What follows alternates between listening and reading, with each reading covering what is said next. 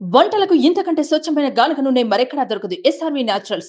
Orders కై screen పై number కి call చేయండి. పాలనలో సీఎం రేవంత్ రెడ్డి స్పీడ్ పెంచారని చెప్పుకోవచ్చు. పార్లమెంటు ఎన్నికలు ముగిశాక ప్రజలు అమలు చేయాల్సిన హామీలపై దృష్టి సారిస్తున్నారు.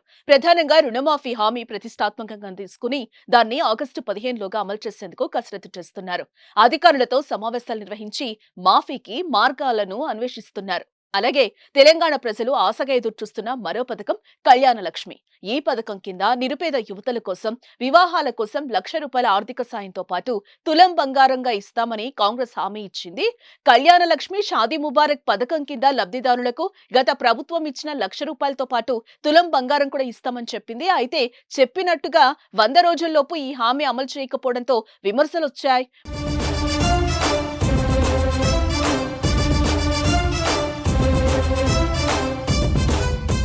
మొన్నటి లోక్సభ ఎన్నికల ప్రచారంలోనూ కాంగ్రెస్ బీజేపీ పార్టీ నేతలు ఈ పథకాన్ని అమలు చేయట్లేదంటూ తీవ్రస్థాయిలో ప్రభుత్వాన్ని టార్గెట్ చేశాయి.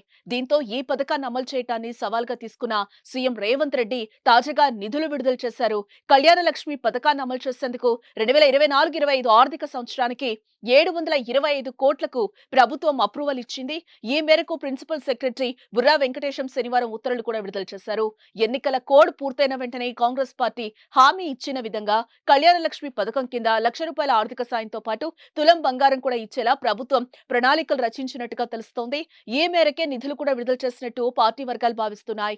మరోవైపు 6 గ్యారెంటీల్లో మిగిలిన హామీల అమలుపై కూడా రేవంత్ రెడ్డి సర్కార్ దృష్టి సారించిందని చెప్పుకోవచ్చు. త్వరగా వీలైనన్ని హామీలు నెరవేర్చేలా కసరత్తు చేస్తుంది ప్రభుత్వం.